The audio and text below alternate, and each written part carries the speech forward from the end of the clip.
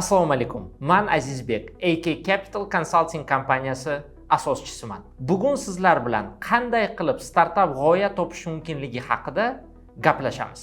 Rostini aytsam, startap dunyosida g'oyaga nisbatan harakat ko'proq rol o'ynaydi. Lekin harakatni boshlash uchun sizga albatta g'oya kerak.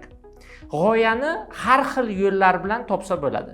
Lekin men sizlarga asosiy 3 xil yo'l haqida bugun aytib beraman. Birinchisi, muammodan kelib chiqib startap yaratish. Startap boshlash uchun eng effektiv yo'l bu ishlab turgan sohangizdagi muammolarni yechishga urinish. Ya'ni deylik, siz qaysidir zavodda ishlaysiz va har kuni biznesga to'siqlik qiladigan muammoni ko'ryapsiz. Ushbu zavodda juda ko'p jarayonlarni tushunganingiz uchun siz uchun bu muammoni yechish boshqalarga nisbatan osonroq kechadi. Albatta, g'oya ustida ishlashdan oldin bozor hajmi bilan qiziqish juda muhim. Balki faqat siz ishlayotgan zavodda ushbu muammo mavjud. Bu degani bozor juda ham kichkina. Startapning esa asosiy qoidalaridan biri katta bozorda faoliyat yuritish. Sizga life hack sifatida aytaman. Agar bozoringiz qiymati 100 million AQSh dollaridan kichkina bo'lsa, demak siz juda ham kichkina bozorda faoliyat olib boryapsiz. Sohada tajriba bo'lishi g'oya topishga va uni amalga oshirishga katta yordam beradi. Masalan, sizga bitta misol keltirmoqchiman. Boshqa misollar bilan siz The Innovator's Dilemma kitobini o'qish orqali tanishib olishingiz mumkin.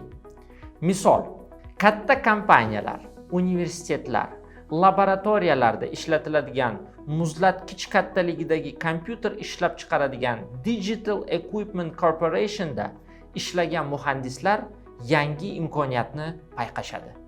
Muhandislar fikricha bozorda ixchamroq shaxsiy kompyuterlarga talab paydo bo'lganini ko'rib, ular Compaq kompaniyasiga asos solishadi. Balki siz Compaq kompaniyasi haqida eshitgandirsiz. Ularning birinchi kompyuterlaridan biri xuddi shu MacBookga o'xshagan laptoplar bo'lgan. Va ular bozorga birinchilardan bo'lib ushbu laptoplarni taqdim qilgan. Ular o'z kompaniyalarida orttirilgan tajribadan kelib chiqib, tez orada bozorga 3000 AQSh dollari narxida kompyuterlarni taqdim qilishadi. Solishtirish uchun Digital Equipment Corporation kompyuterlari narxi 20,000 AQSh dollaridan 100,000 AQSh dollarigacha bo'lgan. Ikkinchisi, dunyoda mavjud startaplar klonlarini yaratish. Sizga kelgan g'oya katta ehtimol bilan boshqalarga ham kelgan. Chunki ko'p davlatlarda va har xil sohalarda o'xshash muammolar mavjud. Demak, boshqa davlatlarda amalga oshirilgan startaplar bizning regionda ham amalga oshirilishi mumkin. Buning uchun siz Crunchbase, F6S va shunga o'xshagan platformalardan foydalanib, dunyodagi mavjud startaplar haqida ma'lumot olib, ularni O'zbekiston yoki O'rta Osiyo bozorida tatbiq qilishingiz mumkin. Bundan tashqari, Oscar Hartman nomli angel investorning YouTube'da bir ajoyib kanali bor va u ko'chirilishi mumkin bo'lgan startaplar haqida ma'lumot beradi. Xususan, startap nomi, uning asoschilari, ularning backgroundlari va hozirgi kunda ular qaysi biznes model, qaysi bozorda, qaysi og'riqli muammoni yechayotgani haqida ma'lumot beradi. Yana bir sizga foydali mumkin bo'lgan kontent bu AQShdagi Shark Tank shousi. Unda tadbirkorlar o'z g'oyalarini investorlarga taqdim qiladilar. Qisqa qilib aytganda, chet elda sizga qiziq bo'lgan bir nechta g'oyani tanlang va ularni yaratmasdan turib mijozga sotib ko'ring. Agar sotib bilsangiz, demak katta ehtimol bilan siz bozorda mavjud og'riqni yechyapsiz.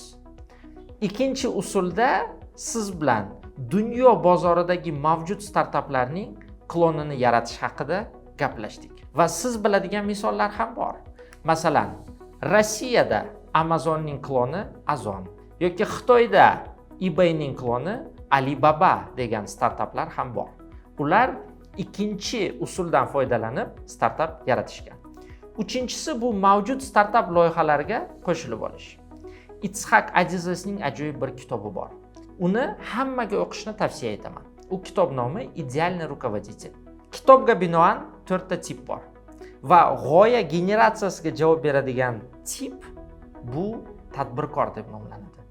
Lekin tadbirkorlik hammani ham qo'lidan kelmaydi. Balki siz administrator va uning vazifasi jamoani boshqarish. Balki siz integratorsiz. Integratorning vazifasi tadbirkorlar va administratorlarni boshqarish. Har bir tip startap uchun juda ham muhim.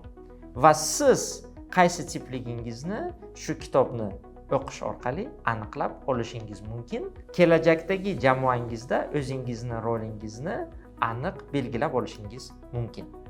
Demak, balki g'oya generatsiya qilish sizning eng kuchli tomoningiz bo'lmasligi mumkin. Lekin sizning qo'lingizdan boshqa ishlar yaxshiroq kelishi mumkin. Shunga boshqa ko'ngillilar bilan birlashib loyiha ustida ishlashingiz mumkin. Bu uchun siz atrofingizdagi hamjamiyatlarda aylanib yurgan fikrlar bilan tanishib chiqing. O'zingiz o'tirgan ofis va uydan ko'chaga chiqib, loyihasi bor odamlar bilan muloqotga kiring. Bekor yurmagan odamlar bilan tanishishning eng effektiv yo'li bu LinkedIn platformasidan foydalanib katta networkka ega bo'lish. Ham fikr odamlar bilan birlashib butun dunyoni o'zgartirishingiz mumkin. Qaysi usuldan foydalanishingizdan qat'iy nazar, eng asosiysi g'oyangiz bozorda real muammoni yechishi. Demak, g'oya topish bu ilhom emas, bu tahlil va kuzatuv natijasi. Eng muhimi harakat.